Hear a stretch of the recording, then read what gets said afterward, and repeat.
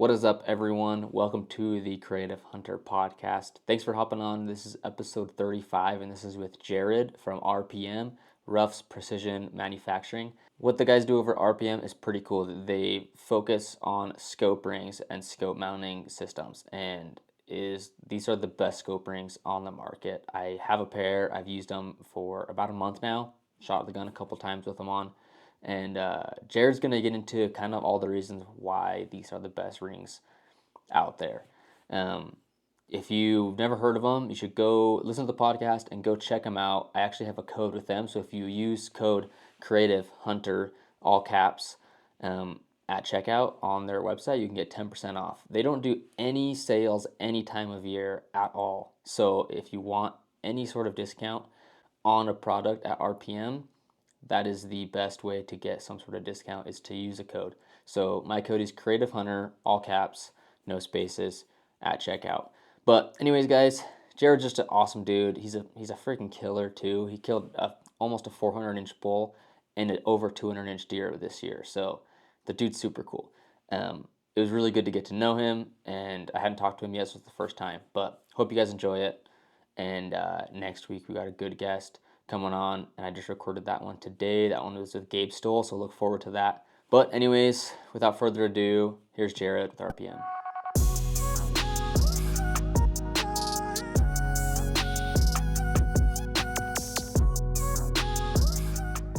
Hey Jaryd, glad to have you on. How are you? Good, Logan. Thanks for having me, man. I'm looking forward to this. Good, man. Yeah, me too. Ever since I heard about you, I kind of wanted to have you on the podcast. But dude, first off, just introduce yourself. You mentioned you had a background in military. Kind of like, what's kind of your upbringing up to this point right now? Sure. Yeah, so Jaryd Bernstein, I guess I started my adult life in the Marine Corps right out of high school. It was kind of the easiest way out of New Jersey. Had kind of a rocky childhood, which a lot of dudes who decide to go in the military do, it seems like. And so did that for 4 years, ended up with a pretty decent little spine injury, and um the Marine Corps wasn't going to really let me stay unless I wrote a desk job. And truthfully, at the same time, I had met a girl who I'm still married to 13 years later. And I'd always said, you know what, if I met somebody I wanted to marry, I'd get out anyway. And so kind of got hurt and was getting serious with a girl at the same time. And so 4 years was it. And got out, got in the firearms industry, ended up starting a rep group and was representing Vortex Optics, Daniel Defense, and Mystery Ranch backpacks, which I still do here in the Southwest, and then started a company called Ruffs Precision Manufacturing with a buddy, which is the primary reason you and I are talking. So it's kind of the 10,000 foot view. I can get really down and dirty in any of that you want to hear, but just a just a dirty Marine who wanted to work for himself, I guess, is the overview. Nice, dude. I love it. That's cool. So where are you guys out of right now? You're out of Arizona, right? Yep. Yeah. So I live in Flagstaff. Our machine shop for RPM is in Flagstaff.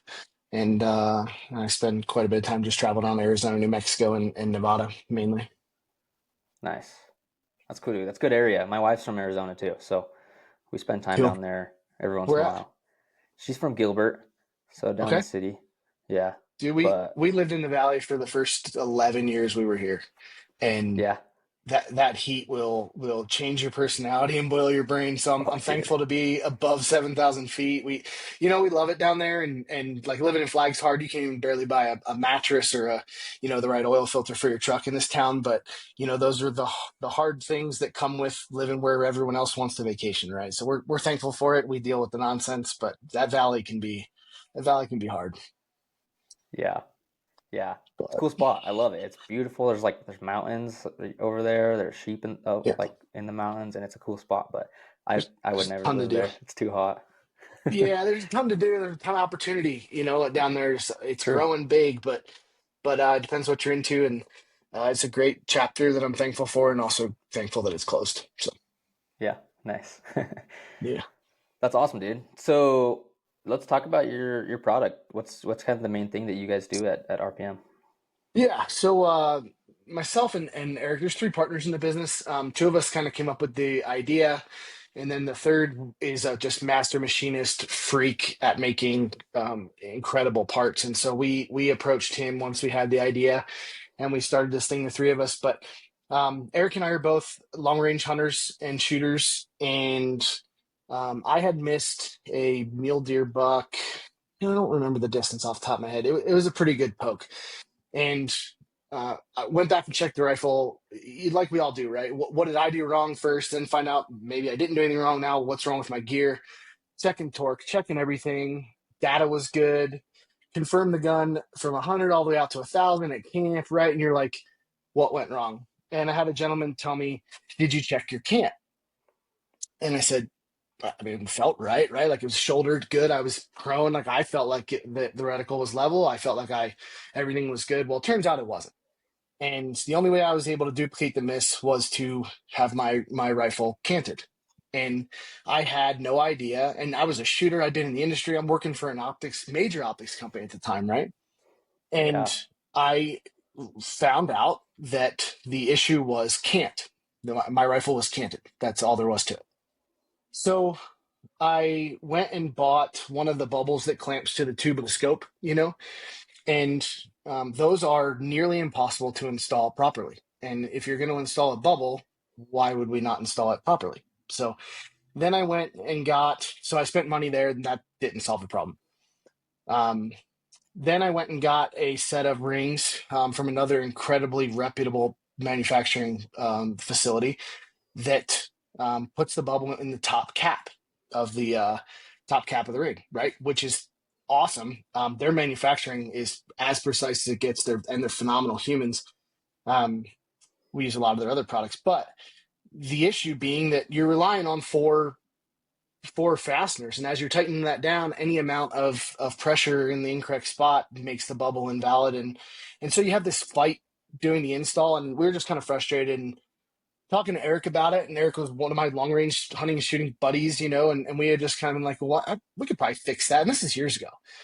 And we had kind of sketched some stuff and just never really, we both own other businesses and families and stuff. And you just kind of get lost in it. Well, we got real serious about it about 2 years ago. We got serious about fixing it. And what we did was we put the bubble in the bottom portion of the ring.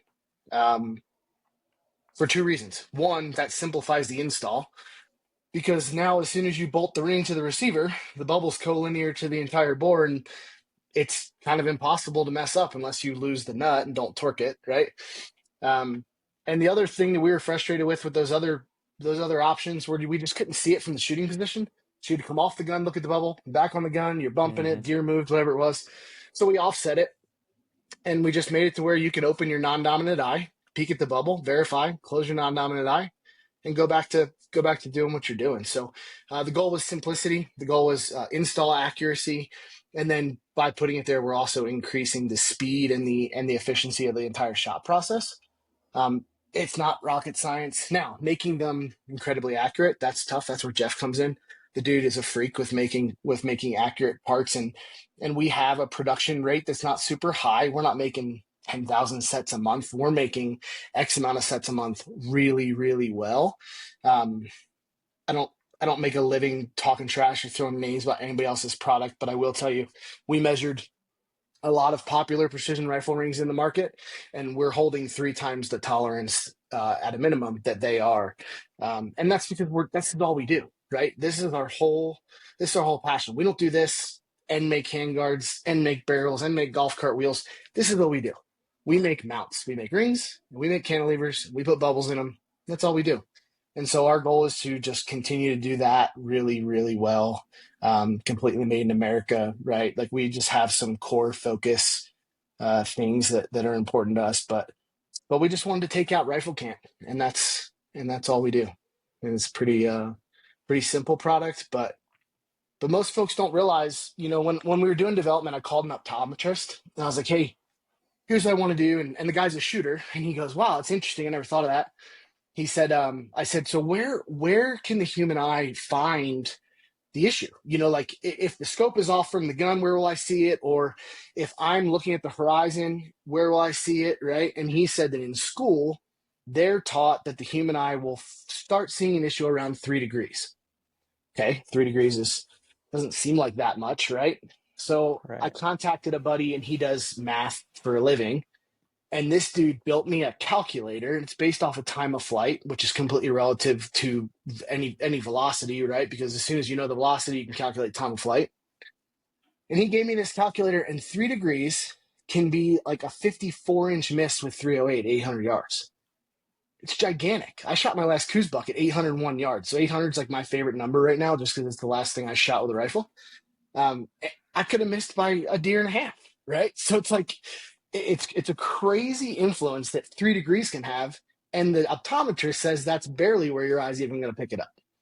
So it's just one of those things in the precision rifle world, like people weren't really talking about, and so we fixed it. And if you look at the PRS guys, those guys have like electronic levels and stuff that solve for this. But the long range hunter, or any type of hunter, is typically not going to rely on a battery, doesn't want flashing lights and everything in the field, something hanging way off their gun that's snagging, right? So we were looking to solve that problem, but not be big and battery dependent and all that stuff. So sorry to get long on you there, but that's kind of the big picture. I'm happy to dive into the nitty gritty any further, but Yeah. Dude, that's perfect. It's great explanation. One of the things that I was thinking about as you're talking about that is like, sure, you can notice 3 degrees probably, but if you're in mountains, like nothing around you is flat. There's like hills and ridges and stuff. So you don't really, even if it could be more than 3 degrees off, and you would have no clue because when you're on the side of a mountain, like everything's different. there's no reference. So And here's what's yeah, interesting too. And you're 100% right, because in that environment, you actually will think you're off when sometimes you're not. The bubble isn't yep, going to lie. I was just in sheep country. It's funny you mention this. I was just in sheep country and I actually fell. And after I fell, I wanted to verify my gun. And I got up, and I'm the guy that does the bubble, right? Like this is last week. And I got up, dust myself off, told my hunting buddy, I'm like, hey, we got to verify this gun. I just bounced my way down a shale, side of a mountain I need to verify before I start shooting at stuff. And we picked a rock, and I ran a kestrel and was getting ready to shoot, and I felt perfect. The horizon looked awful. I felt perfect, and sure enough, when I looked, my bubble was good, but everything around me looked terrible. So to your point, it can go either way. But you're absolutely right. You get in those crazy environments, and you're shooting off rocks, and we all know how it goes. You're rushing, you're trying to get prone, you're shooting off your butt, whatever it is, and just opening that non-dominant eye. We all do it with our bows, right? We all look at bubbles with our bows. It's the last thing I do. Why are we not doing it with our rifles? And it just makes such a huge difference. So we just want to play that role for people, and be a positive in their shooting experience, and help them capitalize on what could be a hunt of a lifetime. yeah, And obviously absolutely, there's ethics involved, and I mean it's an improvement in a lot of the entire encompassing hunting experience. So yeah. No, that's great. And you guys are kind of starting to spread some awareness. I've seen on Instagram that picture where it shows 3 degree cant, like 200 yards, 300 yards, 800 yards, whatever, mhm. and you can just see how incrementally bigger that miss is. It makes a lot of It's sense. It's wild. We're actually going to be doing a. We're going to be putting out some content show, like real world showing hits. Oh, that'd be and cool. and the goal is to like put the rifle and lay it over 3 and shoot, and then lay it over 6 and shoot, and lay it over 9 and shoot, and really show that progression and deviation. And then obviously you have to think about. We try to give rough just so that people can understand, right? The 3 degrees conversation, but Right. your barrel typically is a right hand twist. So you're going to get different variation based on which way the rifle's canted too. Mm, So we have all these different factors. Now we haven't even talked about wind, right? We haven't even talked about a rifle that, let's say your rifle is a good rifle, shoots 1 minute. Well, 1 minute at 800 is 8 inches, roughly, right? Somebody's going to say it's right. 8.22121. I got it. I told you I was in the Marine Corps, right? Simple math here. So you got 8 inches to play with if the shot is perfect at 800. Then the 3 degrees adds, right? So it's this gigantic problem that people go, oh, wow, I didn't realize it was that important. Like the rings have been the easiest thing I've ever sold in my life once we start talking about it. It's just people aren't thinking about it yet. Yeah. And so they look at our price point and they're like, well, you're not any more expensive than a ring without a bubble. It's like, no, we're not. Like that was a very targeted effort, right? It took us about 6 months to perfect the manufacturing process to where we could even offer them at a reasonable price. Like, and so Yeah. just all those things we were, we're shooters, we're consumers. We tried to make it to where it's like, oh, okay, that makes sense. So Yeah. Cool. I'd love to hear because I'm always interested in this. Talk about the manufacturing process. How did you like? What hoops did you have to go through? Just like I don't know. I just love like creating things and building them, and I'm building a couple products right now and working through stuff, and I just like to hear that process. What was that like for you? sweet. Yeah. It's very humbling because I'm a part owner in machines that I don't even know how to turn on, right? Just being perfectly honest. Yeah. My guys are incredible.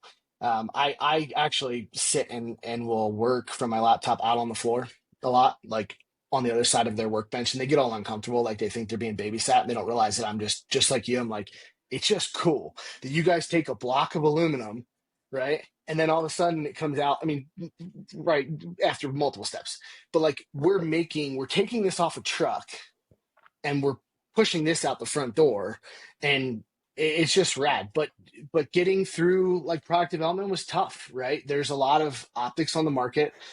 Scope the ring side. So the rings were our first product. We put them out in 30 mil, 34 and 35 in a high, medium, and low. That one wasn't overly hard because there's industry standards for heights. Those tube diameters were pretty standard, right? And so once we nailed the position of the bubble, which I can probably show you. There's probably like raw prototypes right here. Well, no, they're behind my computer, but I bet we cut. This is probably the fourth generation, as far as like positioning the way that the crossbolt interfaces. Because what most people don't realize is the only thing in this entire system that we don't make is the bubble. Mm-hmm. We make the nut. We make the stainless cross bolt. We make the clamp. We make it all on our machines with our guys. And so perfecting all of that obviously took time, just getting everything right. But getting the bubble position and everything, I think this was the fourth kind of dimensional unit or revision generation of it. When we did this cantilever, dude, I think I don't know how many we drew. I probably had Jeff draw 28 or 30 renditions of this before we cut one. And then Wow. I have five or six different dimensionally cut cantilevers before we got it right. And what we messed up, just for transparency, was on the back end here.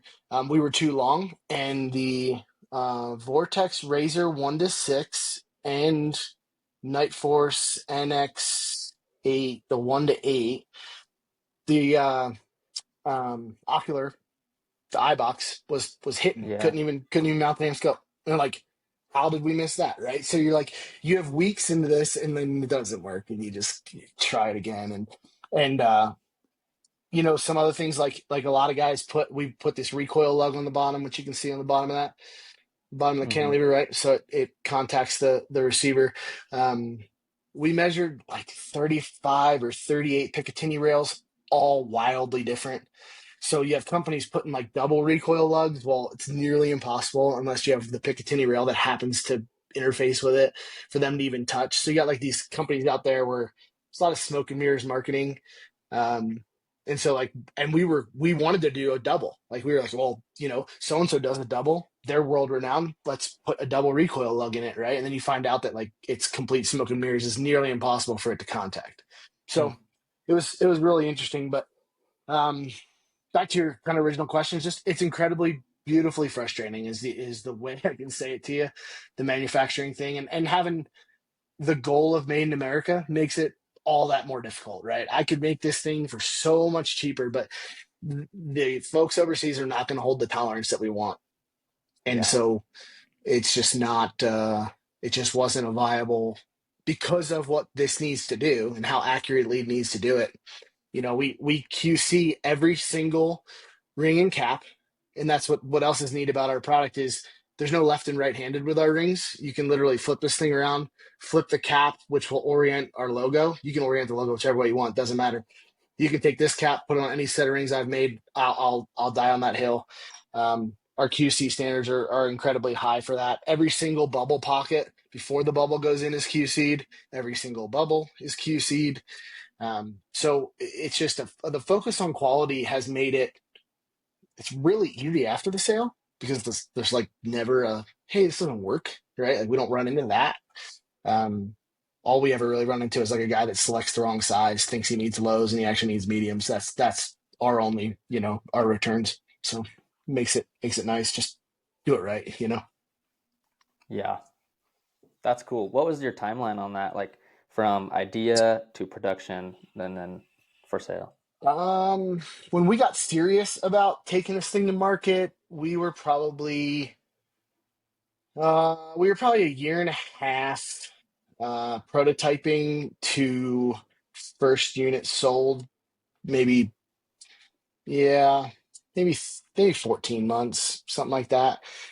But we were Nice. cutting metal and our guys are working before anybody even knew. And working in the firearms industry for so long, I've gotten frustrated with a lot of brands that'll bring something to market and hey, look at this shiny thing that you can't have for a year, right? And so I told Eric and them, and I'm more the sales marketing side of it of the business, but um, I told Eric, I said, look, we just can't do this until we have like boxed product on the shelf to the tune of thousands of units. I'm not telling anybody.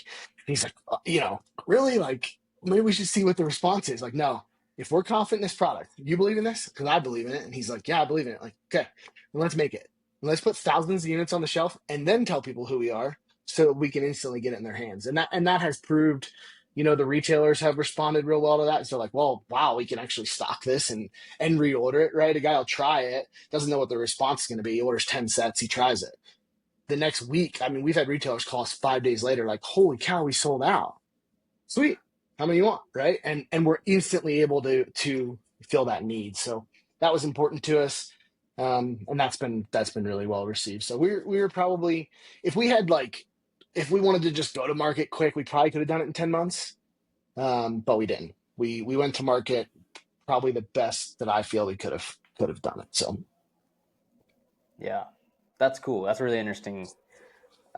How you guys did that instead, because that does suck when you see a product and you're like, oh yeah, it's not released for 6 months or a year or something. You're it's like, all back right, well, ordered, like it comes out and like oh the yeah, first 12 people got one. Now you can't have it. It's like, no, I'm not doing it. We were honestly, we wanted to be a little bit earlier, try to catch rifle season. We told everyone hmm kind of who we were July 1st of 24. I would have yeah, really loved to be like March 1st or May 1st, but right. Give people a chance to, packaging's, yeah, because you're just finding out about your tag. You're probably, you got a little summer downtime. You're gonna go start getting ready. A lot of guys don't like to rip the rifle apart within X amount of weeks of a hunt, which honestly, our product makes that's the next big feature that I probably should have talked about earlier is the scope mounting process with our product. It becomes a whole lot easier because the minute the ring is bolted to the gun and you set the scope in on the saddle, all you have to do is level the top turret. So this is yeah, telling you, right? The bubble that's attached to the gun is telling you what the receiver's doing. So all you got to do is move that around, whether it's on your vise, your bipod, your girlfriend holding it, whatever it is. Hold it between the lines, right? Well, now we know the rifle's good. So then when you put the scope in, all you got to do is put a little level on the top turret, make a match, and you're cooking with peanut oil. And we don't have all these problems, and we don't have levels bounced all over the gun. It's a lot faster, especially in the field. God forbid you got to fix something in the field. It makes it so much more accurate, which then boosts your confidence, helps with the entire experience, right? So it's a we just wanted things to be simpler and again just you know put everything stack as many odds in the shooter's card deck as we can, try to help them out. So yeah, nice. Well, you guys nailed it. I think it's awesome. Is there appreciate anything that. else you want to cover? I want to cover your hunting season too, and hear about it. We hadn't talked about it yet, but you mentioned you had a good season. But is there anything It else you was want to cover on these real quick? um no, I think that's kind of the gist of it. If anybody listening wants to know like what their time of flight's going to do at 3 degrees, I have that calculator. We're not going to put it out. Um, but we are. I'm happy to like email back and forth with somebody if they want to get through you or whoever. Like, hey, I Nice. shoot a 7 som, and I'd love to know, what 5 degrees does at 600. Like, I'm happy to jump on the phone or whatever with somebody to help them out. We answer questions all day long about scope height, so Yeah.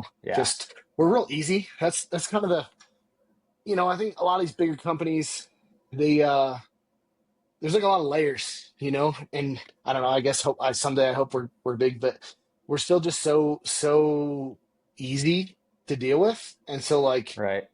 there's a lot of questions around glass and questions around scope rings and bases and 20 MOA and flat rail, and like I just hope people will call because that's what we do all day, and we'd love to help people find the right solution because the right solution does increase your odds of being successful. So I guess that would be the last thing product related. Like, if we can help, please call. Like, you're gonna get my cell phone. First email in, you're gonna get my cell phone. We'll talk about it. It'll be real easy. That's cool. Um, Yeah. but it was a hell of a season. Um, I put a 392-inch bull down in Arizona with my bow. Dude, no way. Yeah, and then which was awesome. Arizona Unit 10, guys know about that unit, but what a dream hunt that was. And the rut was slow, like wasn't especially like in 10, you like get yourself all hyped up, like this is going to be a quintessential. I'm gonna have elk Right. stepping on my backpack, like this is gonna be rad. It was hot and it was slow, and we treated it like a late rifle hunt and ended up getting high and spotting and stalking, glassing far, and that all came together. He's a rad bull. Um, and then I found out, so from that back injury, I qualified through the state of Arizona to receive turned in tags as a service connected disabled veteran. And there's a lot of vetting that goes into that. The VA doctors are all involved. It's quite a process. But anyway, so right after that, I'd gone to New Mexico to help a good buddy with his elk tag, and I got a call and got offered a Kaibab rifle tag, um, which and a lot of, I'm sure, folks that listen to your Yeah. podcast probably know the Kaibab, but that's like kind of a once in a lifetime type phone call, and went up there and ended up killing a 202-inch mule deer. That's just Dude. so silly heavy. I can send you pictures. I don't know if you want to insert it or not, but like it is the coolest buck I've ever, and I've helped a lot of people kill bucks. I've thankfully been on a lot of hunts.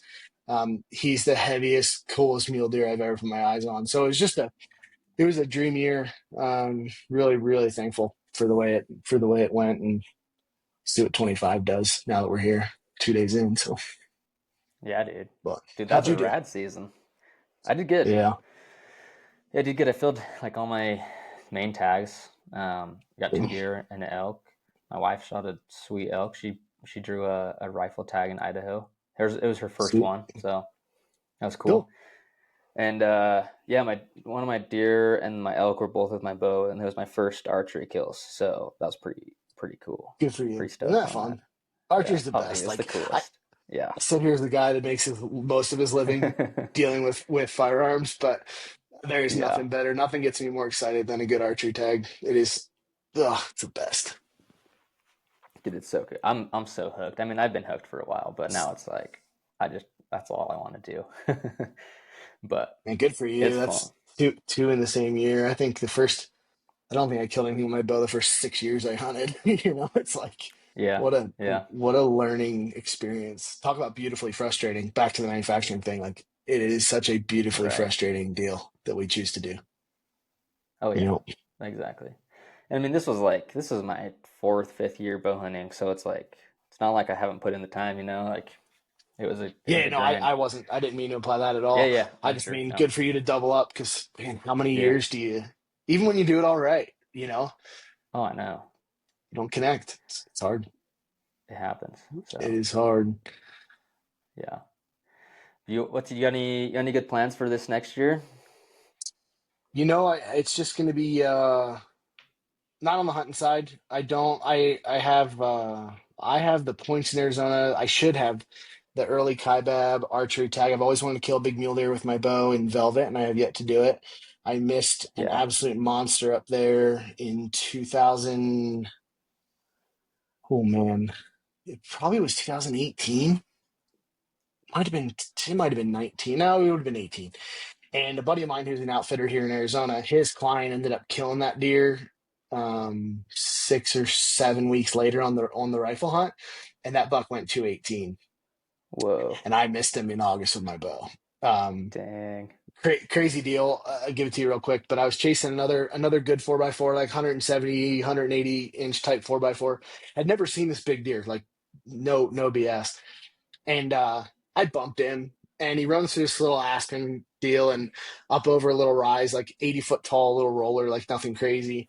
And so I did everything. I did what I thought, everything right, right. Pulled my shoes, creep up over the thing, get up there, and he's standing next to this giant that I've never seen. I mean, the thing it looked like a bull, and I'm like, okay, right, and just like kind of lost my breath and got to shaky ranging him, and ranged him 91. I was comfortable. We practiced to 130, um, threw back, killed the tree at 91, but he was 84. So it went right Oh over his no. back, slammed the tree. Perfect windage. Elevation obviously was way wrong. And yeah, so threw that right over his back. That was heartbreaking. Giant, Dang. just silly giant in velvet. So so yeah, I have points for that hunt again, and I'm gonna go up there and get a little bit of revenge, I think is my goal.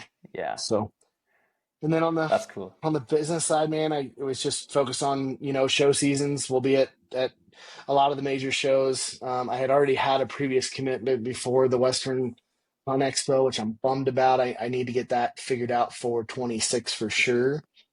But a lot of the other trade shows, buy group shows, more retailer focused, go support some dealers and stuff like that. So that'll be kind of the primary focus for Q1, Q2 is just shows and traveling and staff training and getting in front of retailers and attending consumer events and anything that we can do to tell our story, right? And just help people understand what the product does and why it exists and how it can help them and go from there. So Yeah. How many stores are you guys in right now? um probably 70, something like that. I have That's to look quite at a the few. dealer list. Yeah, and then we just got into a large buying group, which I'm not going to bore your listeners with the details of that, but there's a lot of retailers that get together and they kind of get in a room and buy together. We just joined one of those, and then some of the Nice. larger names, big box type names are looking at us right now too, which is exciting. So just there's just details on the business side that has to get ironed out, and those things seem to take forever. So we'll Yeah. see kind of where 25 takes us. Tons of positive. 24 closed out super positive, and now starting to work with folks like you on the more like content side, which is incredibly exciting because I take pictures with this stupid thing, like my pictures are trash, right? And so just kind of building it, one day at a time, and trying to stay to what we know that we do well, right? And we're just humble, authentic, right? Like just rifle hunters are just guys that want to take everything that can go wrong out of the shot so that, you know, again, just stacking odds in the shooter's favor. And there's just an education piece to the whole level concept that isn't being talked about really. So just want to help guys win. That's all we want to do. Heck yeah, dude. Well, I think you guys are doing great. I mean, I've taken I threw the rings on a couple weeks ago before Christmas and went out and shot once and just sighted my gun in again, and so far like loving it. Haven't had a ton of time to shoot So, yet, you know. I mean, it just snowed sure. yesterday like a foot, so it's like kind of Jealous. We crazy out need it. here.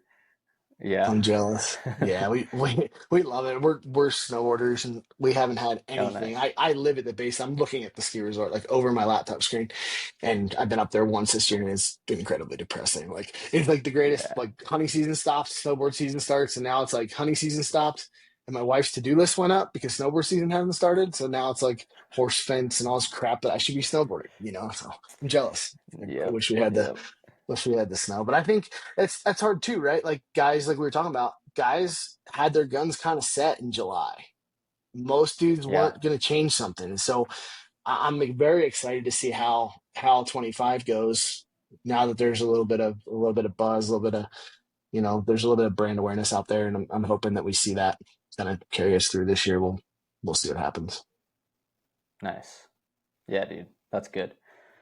Um, yeah, dude. Well, I don't really have a ton else. I mean, I liked going over everything, and I think this is like you did a great job talking about stuff and covering everything. I don't really have any questions for you, so um, Okay. that's good. But where can Well, people find you guys?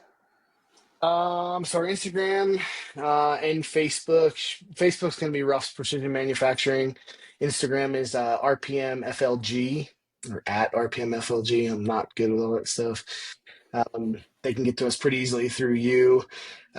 Yeah, We don't do sales and stuff. So, I would encourage your listeners, if they see somebody like you post a code, that's the only way you're going to get a deal.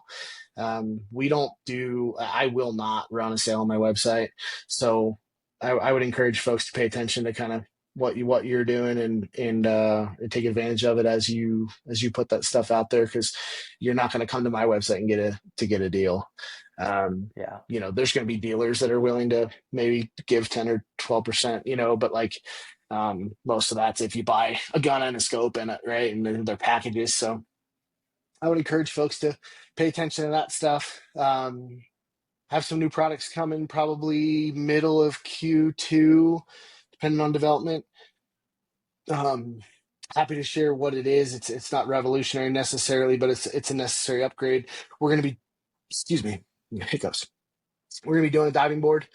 Um, a lot of guys are nice. mounting laser rangefinders and stuff. And the beauty, like we talked about, when you make the cap in the bodies so accurately, is it's interchangeable. So the 30 mil cap that fits the rings is going to fit the 30 mil cap that fits the cantilever. So when we That's start cool. doing red dot, we'll do red dot mounts for 12 o'clock and diving board and all that stuff, so that guys can configure specifically as needed. And I'm hoping that stuff can start shipping like maybe May. It'll kind of depend on a few things on our end. So, but definitely this Yeah, year is the goal. that's really cool. Yeah, I So, wasn't sure. I yeah, sometimes like that's new products and stuff don't get talked about super early. So thanks yeah, for sharing that. That's cool. I'd be interested in that because I want to kind of try that out on some of my rifles. So that's cool. yeah. It's not. I mean, look, other people are doing it. Like, you're not going to get me. Oh, look what we did! Like, it's amazing. It's just a Yeah, necessary right. thing. And being that we are making one of the lightest, and I will die on the hill that say we are making the most accurate mount on the market currently. It's a necessary thing. The guy that wants it may need that, right? Like, we would be Right. handcuffing our consumer to not offer that configurability. So it just had to happen, and it's going to happen this year. Happy to share it. There's some other Nice. stuff I'm not willing to share. On the Sure. hunting Of side, course. that's probably going to be, I don't know, it might be 26. Um, but yeah, Yeah, we'll keep going. You know, that's good, dude. I'm excited. Excited so to see what you guys come up with and kind of where you guys go. Because, yeah, I mean, just from what I've seen so far, and you guys you're doing good. You're creating a product that fills a need that no one else is filling in that niche. So I think it's awesome. so So we appreciate it, man. yeah, dude, thanks for hopping on, Jaryd. And yeah, definitely anyone watching or listening, go check them out. I do have a code, so Creative Hunter, and you can get yourself 10% off at RPM. There you But go. yeah, dude, we can hop on and chat for a sec, but I'll close it up. Thanks everyone, and we'll Peace. catch you guys next week. See you.